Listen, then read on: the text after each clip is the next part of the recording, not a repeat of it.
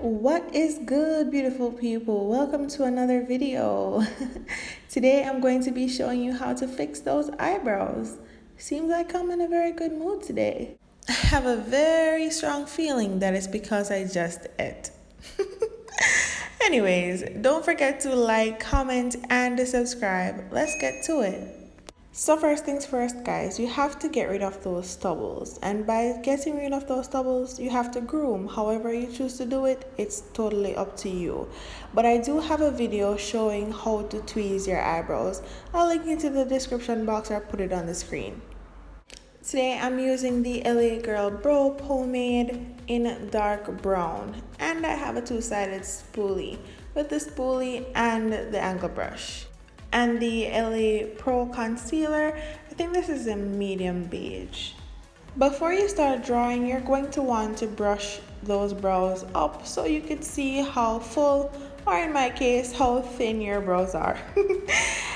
And when you're using pomade, guys, we're not looking for those boxy brows, so try not to get too much onto the angle brush. If you do, just brush the excess off on the sides, and then you actually can start drawing. Just go lightly with your hand because this is pomade and it can be very thick.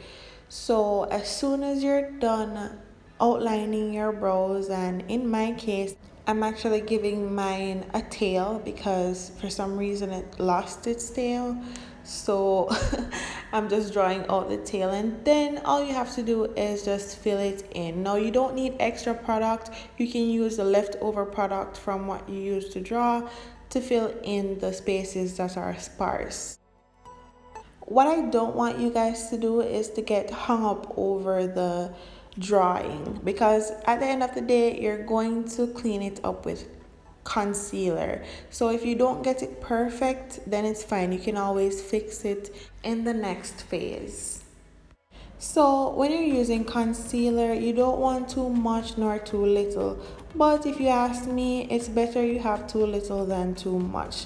If you have too much, just rub the excess off like you see I'm doing there, or on a piece of paper. You want to take your time when you're doing this. There is absolutely no rush. Take your time because you want to get your brows as sharp as you possibly can, and you don't want to mix the concealer with the pomade or get the concealer in your brows.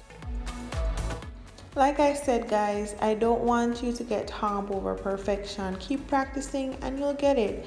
I've done this quite a few times and I'm still not perfect. See, I was feeling myself just now because I actually got it right for you guys.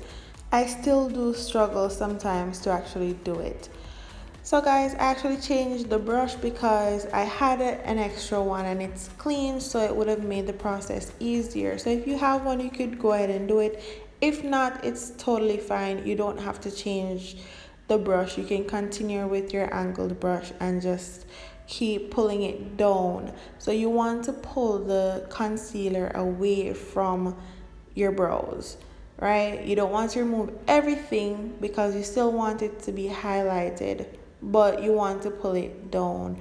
Oh, and I think I forgot to mention, when you're highlighting the bottom of your brows, you want to use a lighter concealer than your actual skin tone to give it a little pop. You don't necessarily have to though.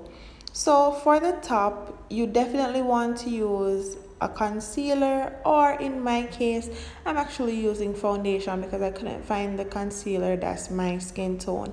I didn't want to use a lighter one up top because it does give it a little halo effect, and I prefer to have the bottom highlighted and the top invisible. So the part that I'm doing at the top here is not always necessary. If you did your brows and you noticed that there was nothing to clean up, then don't clean anything up because there's nothing there. If it's not broke, don't fix it. Especially for a beginner, you don't want to complicate things, you know. So if you're looking at it and it looks almost perfect, then don't feel like you need to go ahead and clean it up. Like everything else that has to do with makeup, blending is key. So you want to spend some time blending that out. If you notice, I have a harsh line that the concealer made in the front of my brow there. I'm going to be fixing that with a spoolie later. I'm just going to be blending it out, and I just want to sharpen my tail a little bit more, the one that I made. So yeah, that's pretty much what I'm doing there, and just finessing it, the final touches.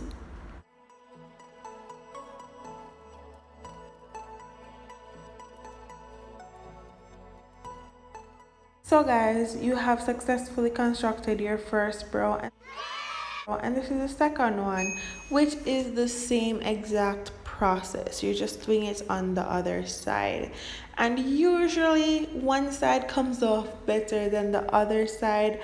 I don't know what it is, but that usually happens.